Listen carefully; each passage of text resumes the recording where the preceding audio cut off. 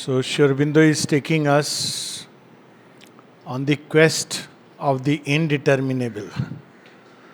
So the premise within it is that the indeterminable can be known. That's the whole basis. Whole yoga is about that. It cannot be known by the mind. But if it cannot be known by the mind, doesn't mean it can never be known. This is the fundamental error we make always in all our assessment, judgments about God is a very big, we judge God, whereas we don't even know ourselves, but we are quick to judge others, our neighbor, of course, especially. And then we start judging God, not realizing that the mind is a very limited instrument. So the argument of the scientist is, but this is the only instrument. And if we probe purely by the scientific reason, which means we discover and go further, so we end up with space, time and the particles, and this much it will tell us that there is something beyond. But science says I am not interested because there is no way I can know about it. So any honest scientist or any honest rational person will end up with agnosticism. He would say, I don't know. That's the honest answer. Because one doesn't know. It's not possible to know what is beyond space-time, what is it in which it is expanding. So we use words like void, we use words like infinite, just to simply say that, well, I don't know, but, well, it's nothing, probably nothing. Probably is a better word because we don't know whether it's nothing or it's teeming with possibilities. Because an original nothing cannot bring out this kind of a universe, not universe, multiverse. So that means this nothing is simply, we think it's a blank slate, but this blank slate as if contains within it so many possibilities. So it cannot be just a nothing, it would mean there are limitless possibilities inside it, which are emerging through some power, some fiat, something is happening out there. But scientists say, let me not go into it because people who have gone into it have been declared mad. The only sane people left on earth are the scientists. Meaning thereby, stay within your limits, then you are sane. The moment you try to cross those limits, then you are declared as, a person fit for the asylum. So the next level of people who inquiry is the philosophical inquiry. Here also it uses the reason. So he goes a little deeper, he looks at this world of wonder and delight and the exact process fitting time and circumstance. If you see this world in a long run, actually it is amazing. Very amazing. I mean, you can almost trace the Russia-Ukraine war, which is being fought, that whether Ukraine should be with Europe or it should be on Asia, to a war which took place much, much earlier when the Neanderthals and the Cro-Magnons fought precisely around that area. And the Neanderthals were the good guys, apparently, and the Cro-Magnons were much more brutal. If you go back, God knows, millions of years back. And then if you go still further back, so philosopher extends his inquiry and looks deeper and he sees that war is being fought within and so on and so forth. But even the philosophical mind stops at a point. And that point it makes systems, schools, it says, well, I cannot go any further. And it builds a philosophical system, philosophical concepts. But God has a sense of humor. You put him in any prison, he will escape from it. That's the original game that Sri Krishna is playing. You put him, people don't realize. As a baby, he is born in Kansa's prison and he escapes. He finds ways and means. If Duryodhan really believed this story, he would not have done the audacity of trying to chain him. So he says, when he tries to chain him, he says, find a chain which is good enough to tie space and time. See what a beautiful thing it is.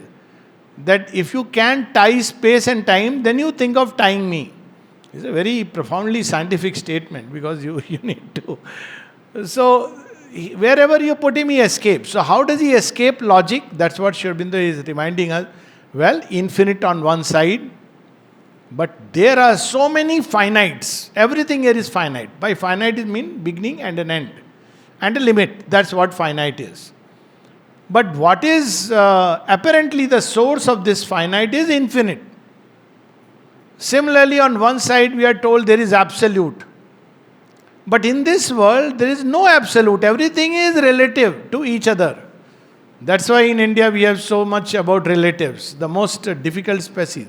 And each relative thinks he is absolute. Especially in marriages. Every relative becomes that I am the most important person. So he becomes an absolute. There is this urge to be the absolute. But everything is relative. Everything is interconnected to each other. You don't see any absolute anywhere. And yet, there is an absolute truth somewhere out of which all this is. There is some stable ground possibly on which this is expanding. And we have everything which is always in motion. So there are so many paradoxes which appear when we look at creation and put this idea of the immutable and the infinite. Because the question is, how are we going to verify it? And science says evidence-based. So how are we going to find the evidence? So now, see, that's where the beauty of yoga, that in India always there has been a lateral thinking. You are thinking on linearly and in India you are having a lateral thinking simultaneously. So the yogis of yore, the seers, the scientists of the spirit, if you want to call it, they realize that, well, mind is limited, senses are limited. So is there a way we can augment the senses and the mind? So how did they start? They started discovering the mind.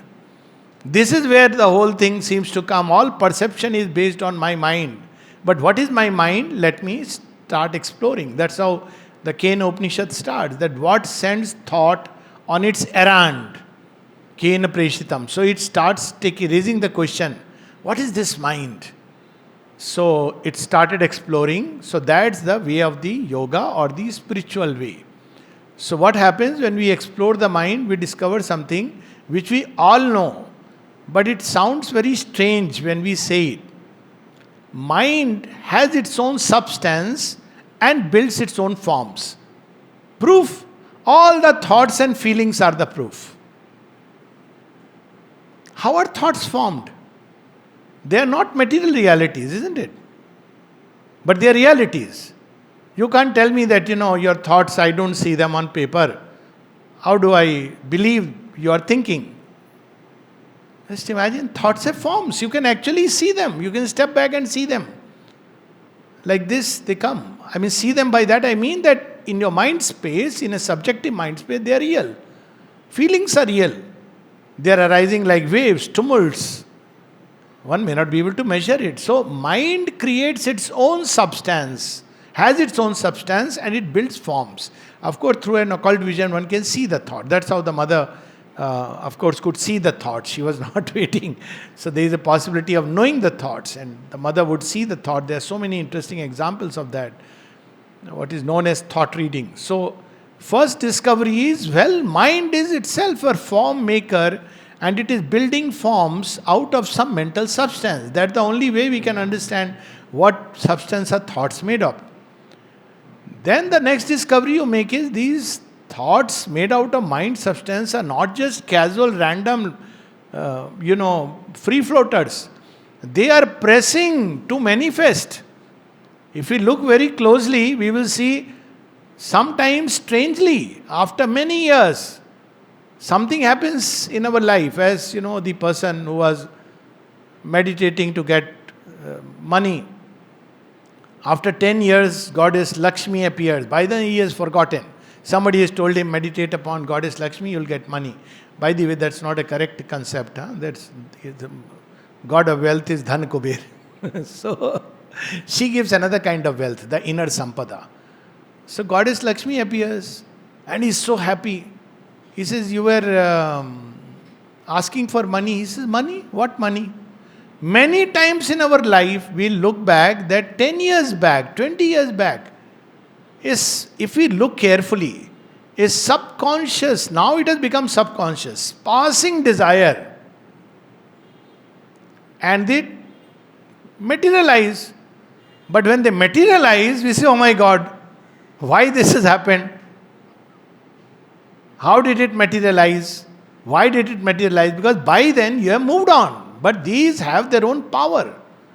So you see, we realize that thoughts have their own power. They are not disconnected with material world. Some way they are trying to organize things. We don't know how. But to start with, scientifically we can observe, they try to organize. Thoughts press towards action.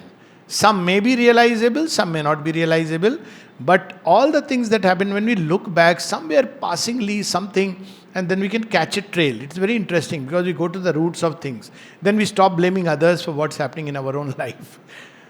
Then we discover that these thoughts, how are they coming? We say, I think. How do I think? What is the machinery that I say, okay, now I'll start thinking? It's just not possible. As the story of Buddha goes, that somebody said, I get very angry. He said, okay, show me, demonstrate. I can't demonstrate like that. I can't demonstrate like that. It's not in my hands. I suddenly get angry. So these thoughts, if we observe closely, we will actually see they are not our own. We appropriate them. And especially when people write books, they are so happy. My book, my book, my book.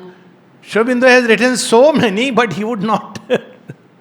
And then they want it to be sold. They want to see, where is my book kept in the shelf? This is not your book. They are coming from the universal consciousness. And then we discover that the brain is actually a receiver and transmitter. It receives. That's why in Indian thought we use the word, there are 4 kinds of thought, 4 levels of thought. The Paravak, which is the thought of God, the original. And then there is the Pashyanti Vak, the seeing thought. And then there is the Madhyama, when it becomes manifest like not revelation, but as body of words. And then the Vaikhari, where it is expressing itself. So this is how, and Vedas speak of 9 or 10 layers of thought. So it is coming from the universe. I think it is my own. But it's not my own. We'll see that there are, supposing I say, if it is my own, I should be able to think about any subject, any moment, at any point of time. As an exercise, we can do it. But we'll see how our mind is unable to, hold beyond a little point. It just, of course, we used to play those games. In 1 minute you have to speak on one subject. In 1 minute time is given. Yes, and we used to have those competitions. And if you want to play over smart, so in one of, I used to take part in all this. So I said, okay. They said rain. So the topic was rain. I said the rain came and it started pouring tup, tup, tup, tup, tup, tup, tup, tup, tup. So just for fun. So what do you write? Now you see, these are exercises which in school we are taught. So that we can learn to think cogently, learn. So basically thoughts are coming from the universe. And from there, many side lights of yoga come up. For example, be careful of the company you keep. Because they are coming from all around the universe. You go to the market, always go to the market without a purse. It's okay if your friend has a purse. Because you have gone just to go and suddenly you will feel like picking up something. And you never went to buy anything. That's the psychology that Amazon and Flipkart people know. So they brought it to your doorstep. How will you escape, Bachu? You don't want to go there? We will come to you. And empty time, and the mobile. So Amazon, Flipkart. And then you will end up putting in the basket. See, this is all based on this thought psychology. That thoughts are not our own. They are anyways coming from the universal consciousness. Then we come to next level. See, there is that something in us is witnessing the thoughts. That's how we are able to say. If somebody says, what were you thinking? So how do I say that? Well, I was just thinking about it. How? Something in me was, actually you can step back and actually see like this. See again in the mind space. That there is a thought crossing like this. So this mental witness, Mano mein Purush, so much yoga practice people have discovered, and it's very elementary actually, but they made it as ultimate truth, and watch your thoughts, witness your thoughts. Very basic. It doesn't take you to anything spiritual or very high. It just takes you to the mental witness. To an extent, it helps. Because instead of being caught in the net of thought, we learn to separate ourselves. But it's a mental witness, not the higher spiritual Purusha. Now from there, we can discover another thing. They are discoveries of the yogis. That maybe I can choose which ones I want and which ones I don't want. So the mental being or the mental Purusha becomes the sanctioner of the thoughts. I allow certain thoughts, I don't allow certain thoughts. So you see, they started playing this way. But then they started wondering, but where is all this coming from? What is this universe and the universal consciousness? What are the levels of thought? We know different times, morning thoughts are generally so good. Today is the day when I'll do everything. The only night that we have happy thoughts are 31st December, all resolutions. And 1st January it all goes for, next year. But see, thoughts come, and then by the time we can see a circadian rhythm in thoughts. Circadian rhythm. Morning you'll see one kind of thought, night another kind of thoughts. It's so common. And it's worth observing. If you take a right turn to the right side and sleep, there'll be one kind of thoughts. And if you want to cut that cycle, just change your side. Sometimes it'll be tossing and turning, but generally it will cut that kind of thought, another kind of thought start. It has a neurological basis, but that's not the thing today. So basically, then the yogis observed there is something so vast, enormous in the field of thought. So they started exploring. It's fascinating. And then as they explored, they went through their own discoveries. They discovered that at every level of thought, there is a witness and there is this prakriti, the mental prakriti. Every level they are observing.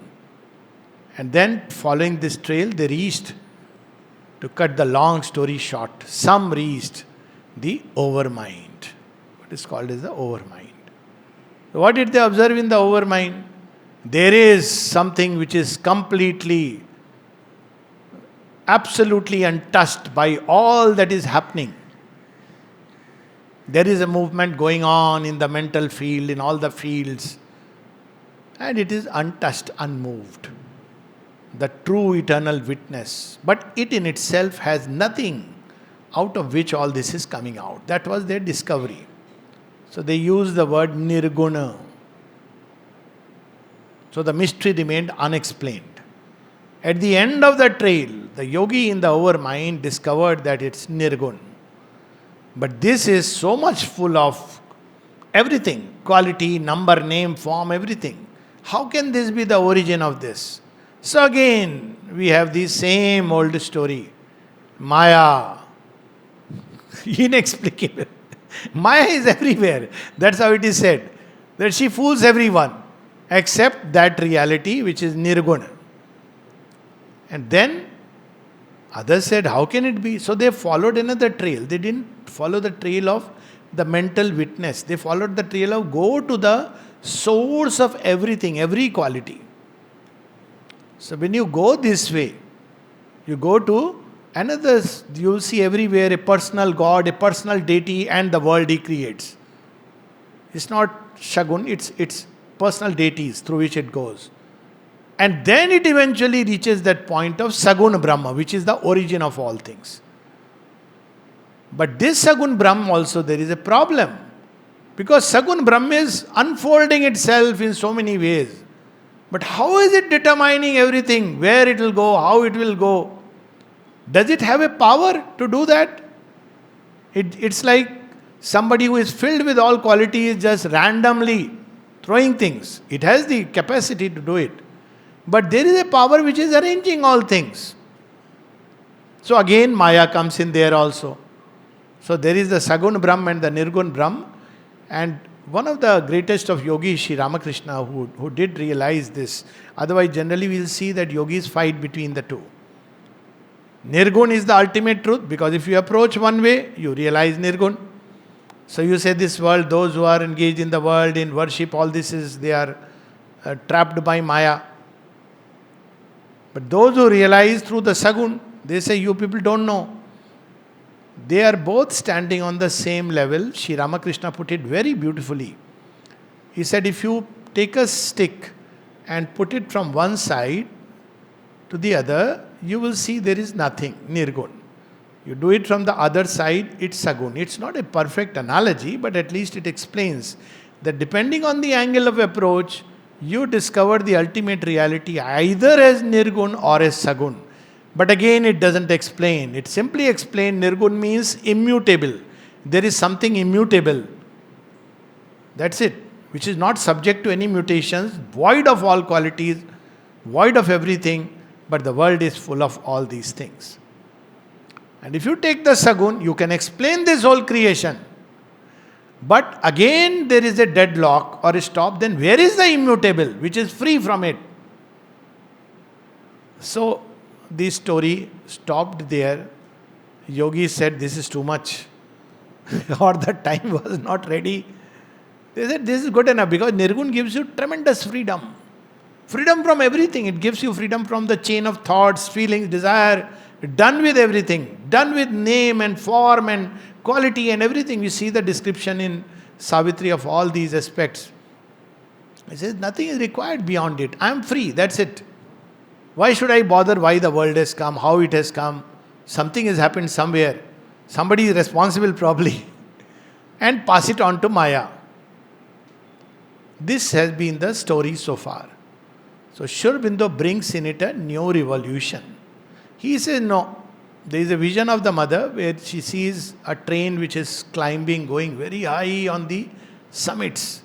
And there are some people sitting there, yogis and seekers, and one by one they are stopping at the station. Then at one point, the train stops as if it's the last stop. And everybody gets, one or two people who are left, they get down there. Sri Aurobindo waits for a while, then he says, no, I must go further. Because it doesn't reconcile. That's the problem always. It doesn't reconcile. There are various philosophical ways people have tried to reconcile. I'll not go into that. So he goes still further. And that's where the importance of the supermind. In the supermind, Nirgun and Sagun are not two aspects or two sides of one reality.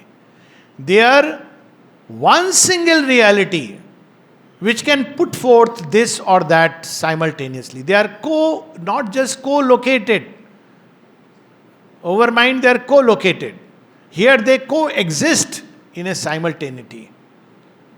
So they are simultaneously present. So on one side, we have the absolute which is free from all relations. On the other side, the absolute which is capable of all relations.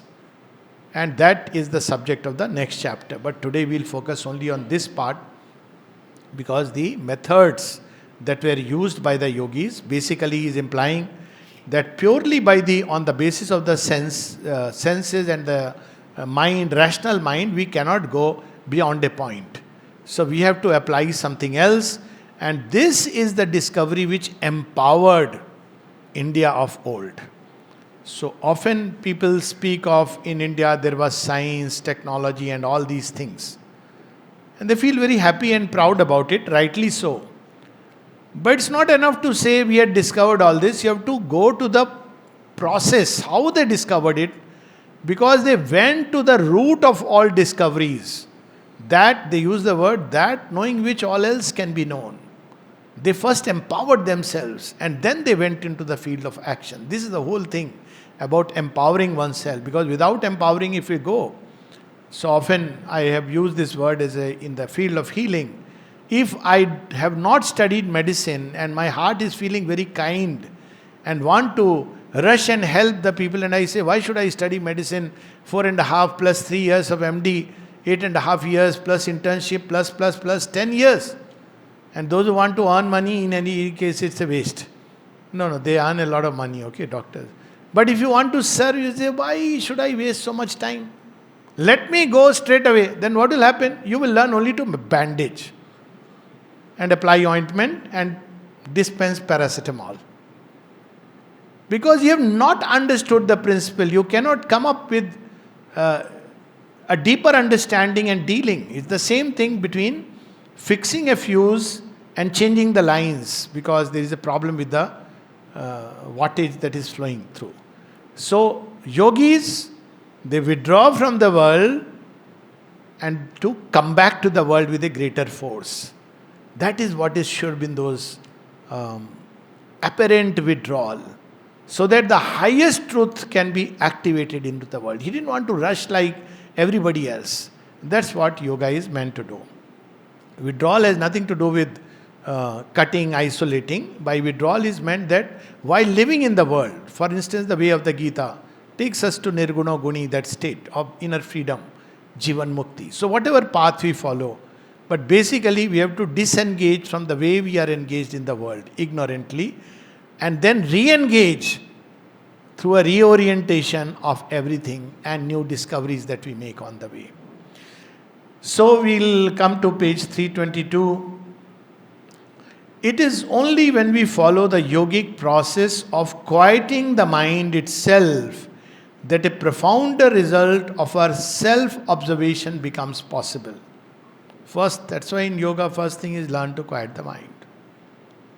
Otherwise, that's why, doubt, skepticism at every turn. Why this is so? Why this like this? Why is divine doing that? Wait. You have just enrolled yourself in kindergarten. You want to know what is happening at the PhD level. That's a problem. So too active, restless mind cannot take to yoga. It has to start with faith that there is a truth to know. And we all can know it, provided we go through the process. And the first process is quieting the mind.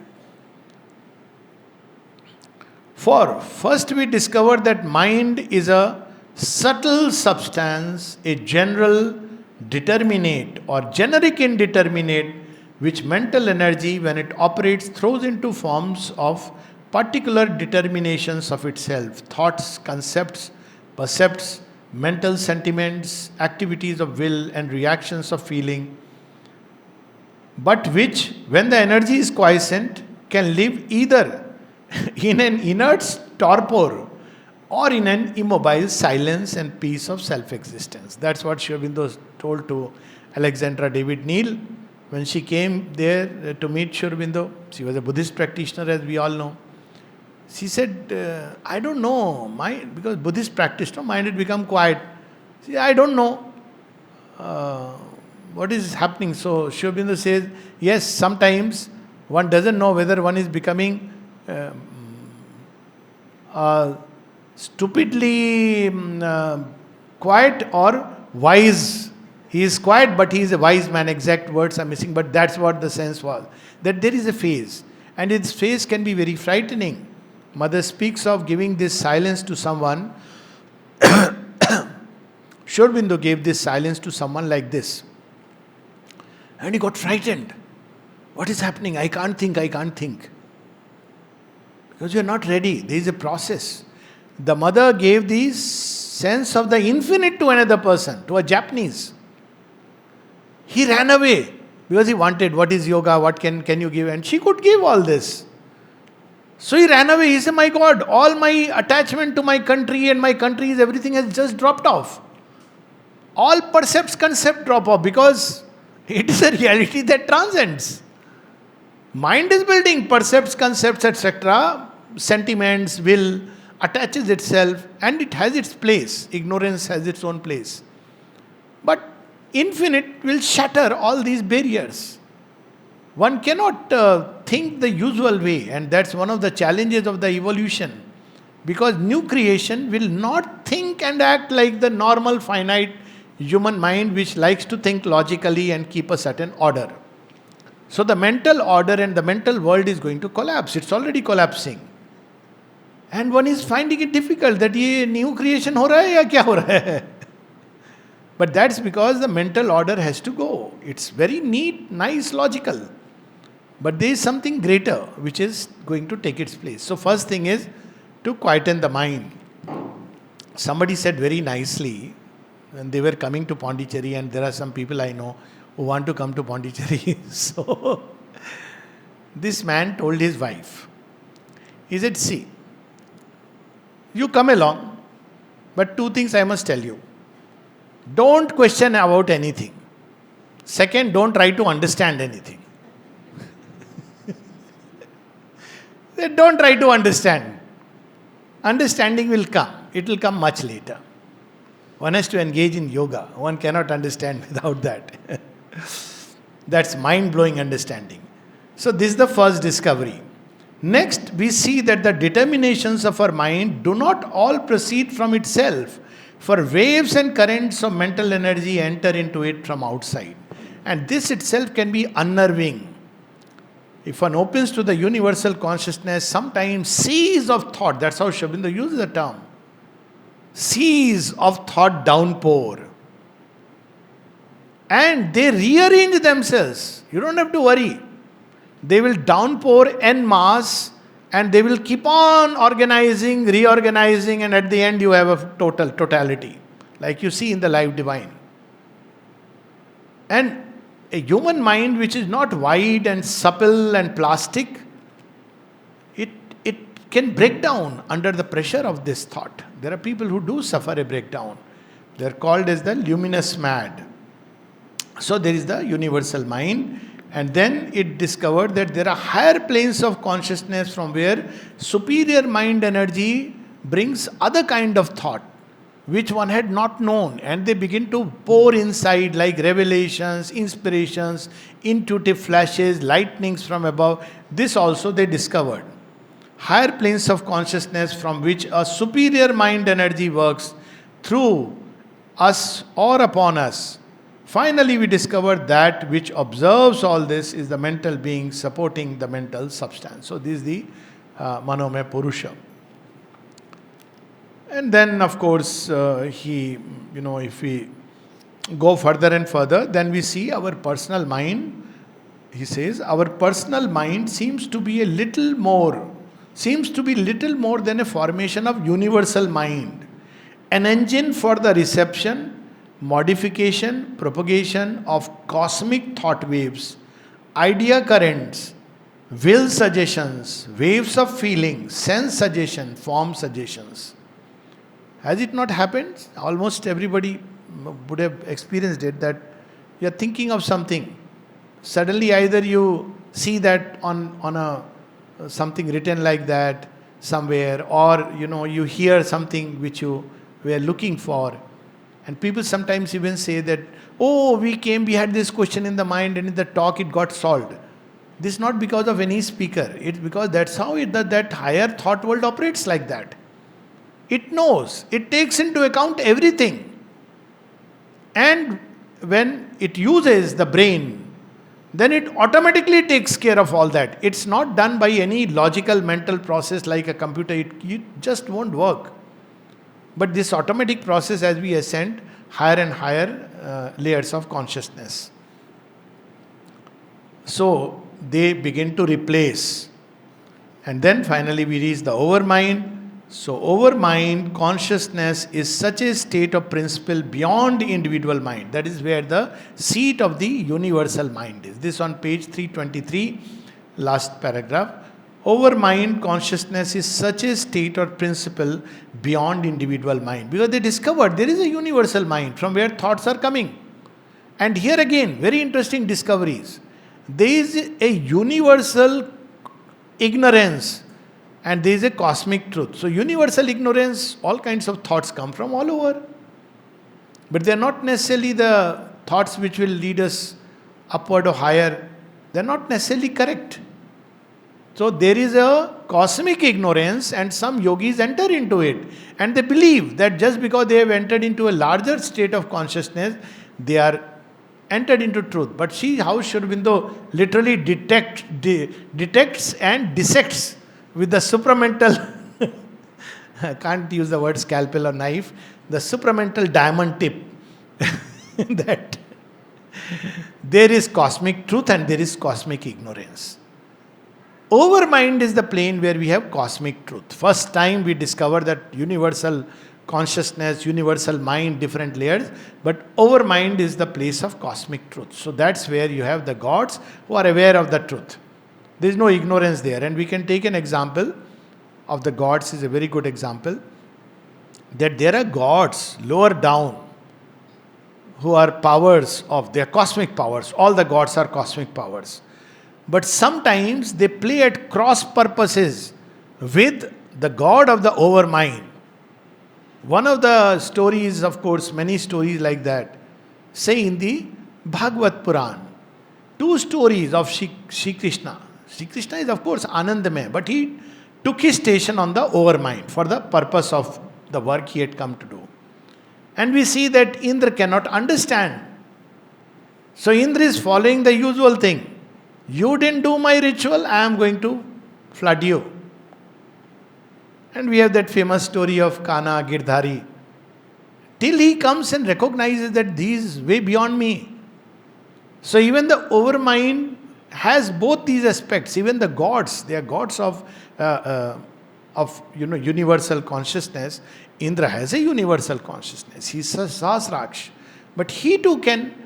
And we have the same story in Ken Upanishad. We have the same story when Krishna and Arjun go to Khandaprast. All these stories that there is the cosmic truth and there is the cosmic ignorance. And even gods can be susceptible to it. That's why famous mystic Kabir, who is had the experience of the Nirgun side, Nirgun Brahma. He didn't reconcile, but that was his whatever. That was the highest most of the people reached. So he says Maya badi thagani. उसने तो विष्णु ब्रह्मा और शिव को भी ठग लिया है. That's how he puts it across. But what Maya is comes in the next chapter, so we'll hold for that moment. Let's not rush into that. Sri Aurobindo reconciles all this. So overmind. So as he goes, there is some discoveries which Sri Aurobindo speaks, and we can continue, this itself. Here then we might hope to understand something of the original working of things, get some insight into the fundamental movements of cosmic nature. One thing indeed becomes clear. It is self-evident here that both the individual and the cosmic come from a transcendent reality. That's the supermind. He is not putting the word here.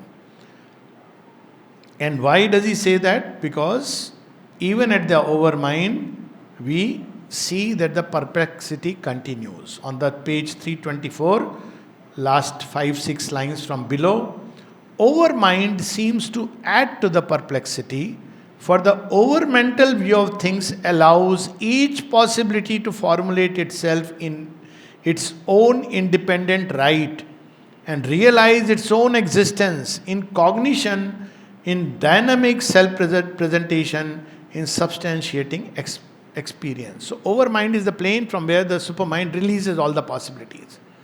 Each possibility has its own truth. It allows. But in the unfolding of time, you will see different truths manifesting. We have the story of Perseus the deliverer.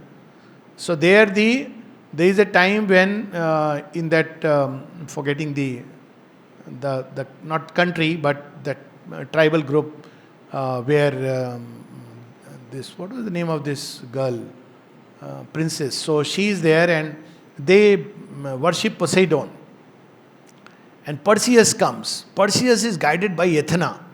So now you see, now there is an evolutionary transition from the lower to the time is changing. So overmind has to allow now. Till now, there are worshippers of Athena, worshippers of Poseidon. Then suddenly time changes.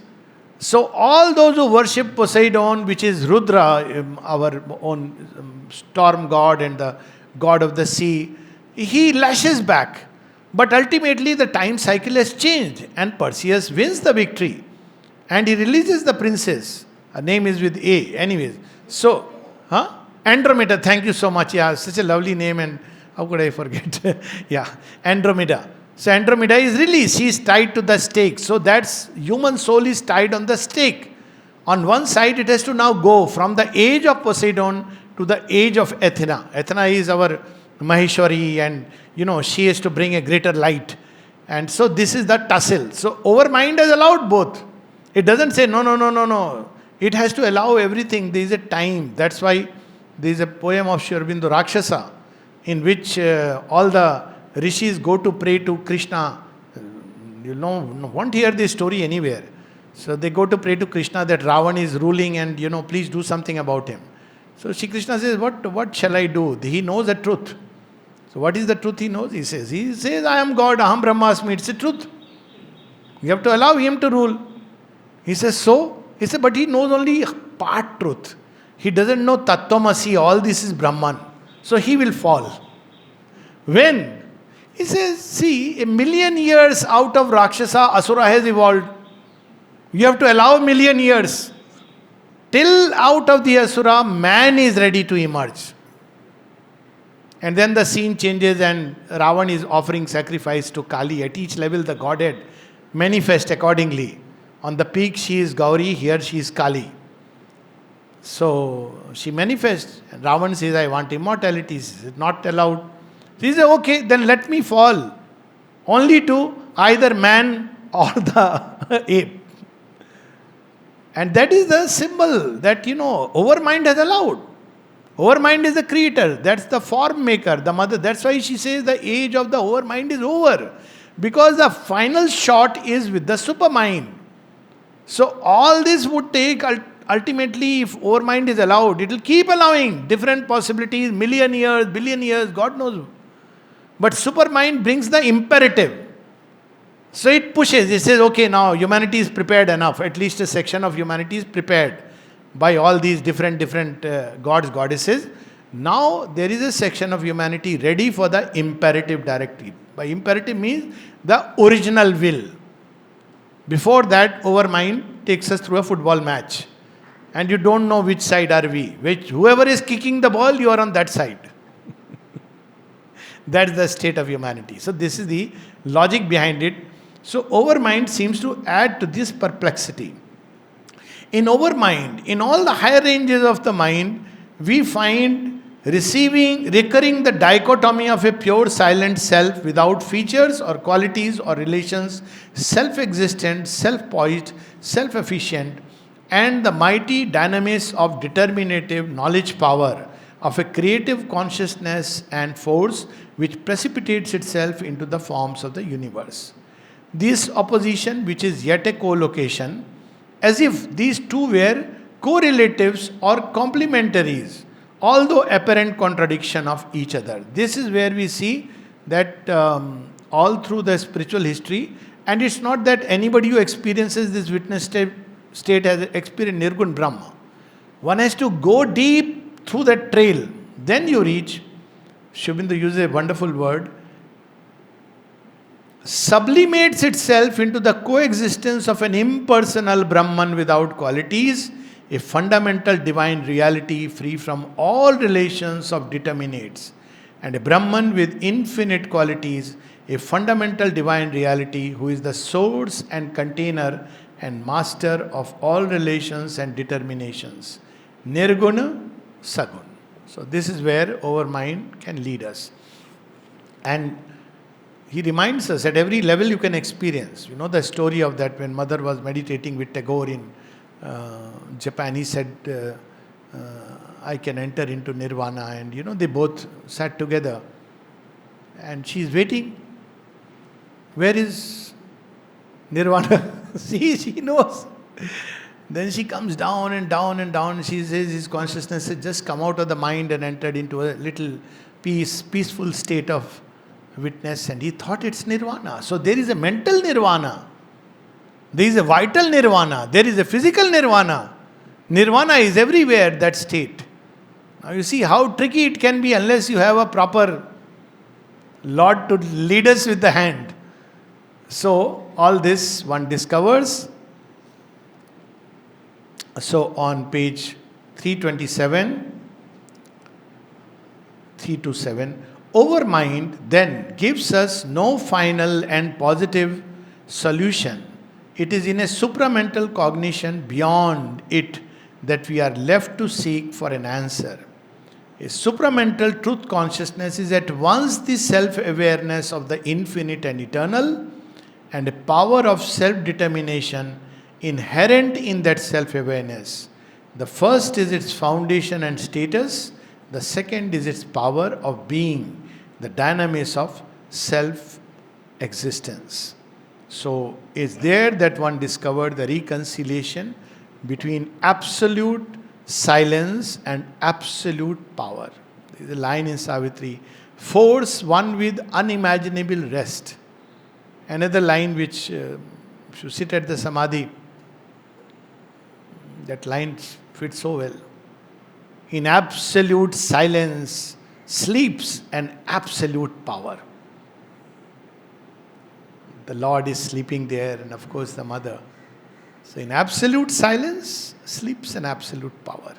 So that's one discovers that in the supermind. They are not seen as separate, not as Purusha and Prakriti and Brahman and Maya. So he says if we pursue this, we'll have time to read. We have read something about supermind, and we'll have more and more. Sri Aurobindo will take us hand holding. So we'll not get into it more. This just to get the gist of things. And then on page 330 he says something very interesting. 6 lines from below. The supramental cognition of things, which sees the one truth everywhere and would so arrange its account to us of our existence, its report of the secret of creation and the significance of the universe. Meaning thereby, if you ask the overmind that why am I? He said, no, wrong question. Who am I? So who am I? I don't exist. That's the answer. If you don't exist, the question why am I has no meaning. See, it's a very smart way. Spiritual logic works like that. Why am I here at this point of time? Don't ask all these questions. Or some who want to answer, they'll say karma. Good karma, bad karma. Some karma is the another word, But Sri Aurobindo writes, because he has had the supramental full experience and the realization, he says, the divine fits faultlessly time and circumstance. Faultlessly. You are where you are meant to be. Why? We don't know. That we have to discover. As Ashwapati and Narad says, O king, though random seems the way along whose banks your feet have strayed. Looks random. Why am I where I am? Yet, there is a deeper truth. He goes on to say that, there is a meaning in each curve and line. This is the supramental vision. Everything that is there. Of course, I may misspell the meaning. I may say this is something I have to learn. No. That's our, again, human mind projecting on to the divine. There is a journey. And if I am here just now, where the train has stopped because of a chain pull, now we don't have all that joy. When the chains used to be pulled, I don't know, it happens now or not. But there was such a joy. You get down in the middle of nowhere. I used to enjoy, there is a little field out there. And then the train will hoot, and then you rush and jump and get into. But you don't tell your parents all this, but they'll be very nervous. So that it is because it has to be like this. Why? That truth supermind has. That's what he's trying to tell us. Everything that is determined. So it is on one side indeterminable. Why? Because by no amount of mental stretching, even the overmind, it cannot know ultimately that mystery. It transcends the cosmos. It transcends the individual. At the same time, it is the last determinate, the final determinate which pushes the cosmos and the individual. Pushes time, it's beyond time, and yet time is its instrument and slave to manifest what it must manifest and in the way it must manifest. So that's why it is said that surrender to the divine and acceptance of all that is happening in our life is something very beautiful and powerful. And if something in us seeks to change things, both can coexist. Supermind putting us in a prison, God forbid. But all the great people somehow have gone through the prison. I don't know. So, but it puts us in difficult spot. On the other hand, inside, it makes you feel that you must come out of it. Both are the part of the same mysterious play. It's very amazing that couldn't it have done like this? No, this is how it had to happen. You have to go through that, understand, realize, in freedom choose. This is a way, mental way of expressing it, and it takes us through that journey where we are ready. So he says, if God has put me in hell and holding me down with both his hands, I see no reason why I should strive to come out. But the next aphorism is, if God puts me in hell with one hand and raises me with the other, I must be with the hand that is raising me up. So that's how the supermind explains everything, because it is the indeterminable as well as the ultimate soul determinate. Okay, so we'll come back after 10 minutes and resume the journey of the life divine.